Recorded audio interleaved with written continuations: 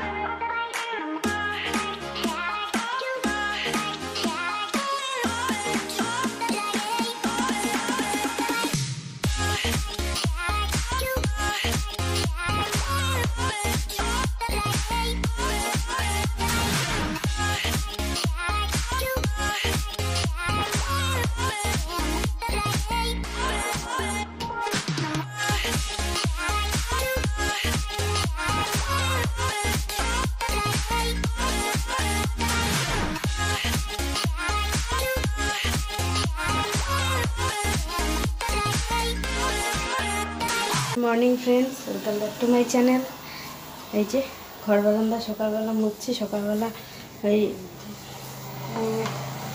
সকাল সকাল উঠেছে, তারপরে মানতাকে নিয়ে সুপারি গাছ নিয়ে এসছে। এই আমাদের এদিকে একটা বাড়ির থেকে কেননা কাজ হয়েছে, জায়গাটা করে রেখেছে। এই যে গান বাজছে, শব্দ তো শুনতে পাচ্ছ, কপিরাইটিং চলে আসবে। একটুকু শান্তি নেই সকাল থেকে, এই জন্য আমি কথা বলাও শুরু করিনি এতক্ষণ। যাই হোক, সকালবেলা আমি একটু ছাতু দিয়ে জল দিয়ে খেয়েছি, চা খেয়েছি। রুটি আর খাইনি, রুটি বানিয়েছিল কিন্তু খাইনি। কারেন্টটা বারবার আপ ডাউন করছে, সেই জন্য আমি ঘর বারান্দা ফটাফট মুছে নিই, মুছে স্নান করে পুজোটা দিয়ে নিই। চলো।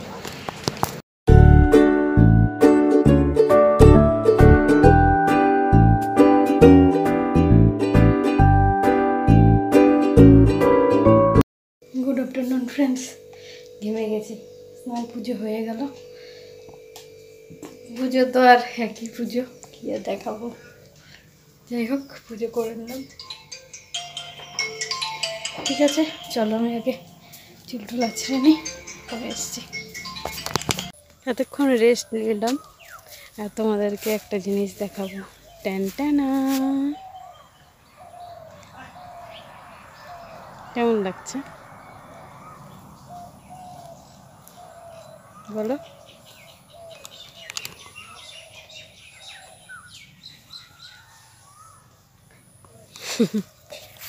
পাগড়ি মেয়ে একটা পাগড়ি। আর এই কানেরটা অনেক দিন ধরে কেনা ছিল, তো ভাবলাম পরি না, তো পরি। কানটা কদিন ধরে ফাঁকা ফাঁকা, আর সোনার ওই বক্স রিংটা লাগাতে পারবো না, তাই এই যে এই কানেরটা ছিল, এই কানেরটা বক্স রিংই। তা যাই হোক, এটাকে পরলাম, কেমন লাগছে? তা আপাতত পরলাম, থাক, পরে আবার খুলে রাখা যাবে।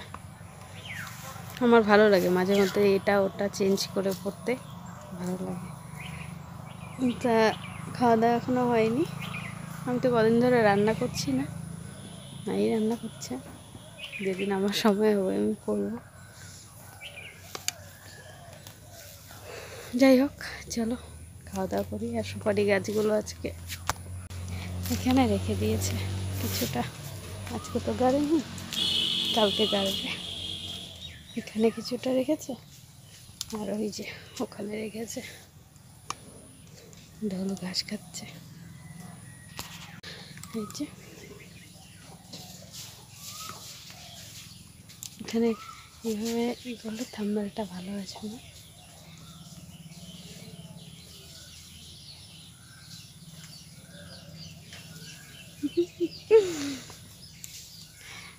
পাগলি না, একা একা হাসি পাগলের মতন। কী বলবো, তোমাদের সাথে কথা বলি, হাসি, এটাই ভালো। চলো, দেখি কতক্ষণ আর ঘরে শুয়ে থাকবো, ভালো লাগে না। কাজ বাজ তো হয়েই যায় স্নানের আগে।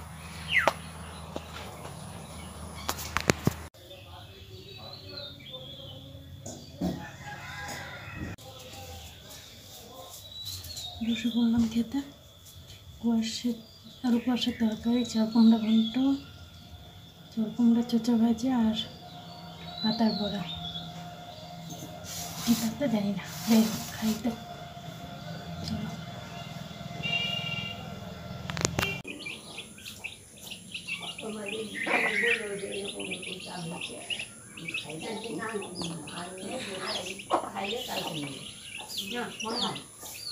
মামের মাথাটা যে কেমন করে কাইটে দিচ্ছে চুলগুলা।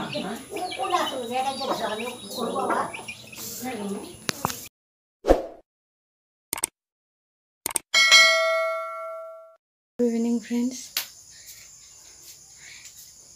যে মোমো নিয়ে আসছে,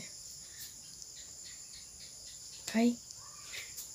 আর একটু বিরিয়ানি আনছে, পরে খাবো।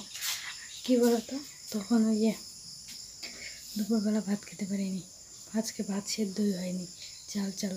তখন বলেছিলাম একটু সন্ধ্যাবেলা চিকেন নিয়ে আসতে, এই যে ভাত খাবো রাত্রিবেলা। মুখটা না নিরামিষ খেতে মুখটা ভালো লাগছে না, তাদেরকে বিরিয়ানি নিয়ে এসছে, মোমো নিয়ে এসছে। মোমোটা এখন খাই, বিরিয়ানি একটু পরে খাবো। কেউ তো খাবার নেই, ও খায় না, মা তো খাইই না। চলো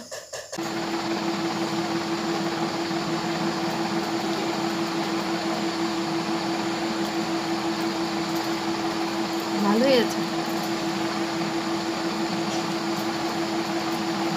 টেস্ট আছে,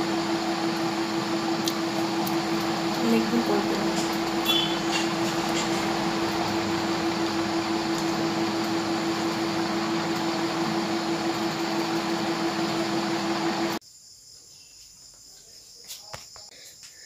খাওয়া দাওয়া করা মানে চাপ।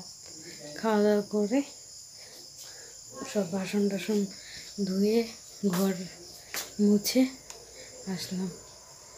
ঘর ওই যে খেয়েছি, এইখানে খেয়েছি, টুলের মধ্যে রেখেছিলাম, নিচে বসে খেয়েছি। তা এখন মাংসের তো গন্ধ করবে, আর আমার না বিরিয়ানিটা একদম ভালো হয়নি। আর আমি ওকে বলেছি শুধু একটু চিকেন নিয়ে আসতে, আমি বাড়িতে রান্না করবো। চিকেন হোক বা যাই হোক, এখন চিকেন ছাড়া মাটন এই বিকালবেলা আর কী পাবে। নিয়ে এসছে বিরিয়ানি, আর গরমকালে বিরিয়ানি, আর তার মধ্যে লাস্টের দিকে বিরিয়ানি না একদম কেমন জানি ভালো না। যাই হোক, তাও খেলাম। আর আমাদের তো এই দরজার সামনে বসেছিল, গন্ধ পেয়েছে, কতক্ষণ ধরে উঁকি মারছিলাম। আমি পর্দাটা নামিয়ে খাচ্ছিলাম, পর্দার নিচ দিয়ে তাকিয়ে তাকিয়ে। তারপরে পরে ওই যে ওকে দিলাম, আমি অল্প একটু খেয়ে ওকে বাদ বাকিটা দিয়ে দিলাম। মোমোটা ভালো ছিল, বিরিয়ানিটা একদম ভালো ছিল না। যাই হোক, তাও একটু খেলাম। দুপুরবেলা একটুকু খেতে পাইনি, একদম সেদ্ধই হয়নি চালটা, ভাতটা একদম সেদ্ধ হয়নি। রাইস কুকারে রান্না করেছে না, ভাতটা ঢাকনাটা খুলে রেখেছে গলে যাবে বলে, আর তার মধ্যে চাল চাল হয়ে গেছে, একদম সেদ্ধ হয়নি। যাই হোক, তাও খাওয়া দাওয়া করলাম। আর এই যে গানটা কেমন হয়েছে কমেন্ট করে জানাবা, সুন্দর লাগছে না? যাই হোক, তাও এনেছে, মোমোটা খুব ভালো ছিল। চলো টাটা, গুড নাইট। কালকে আসছি আবার নতুন একটা ব্লগ নিয়ে। ভালো থেকো, সুস্থ থেকো, সাবধানে থেকো, বাই।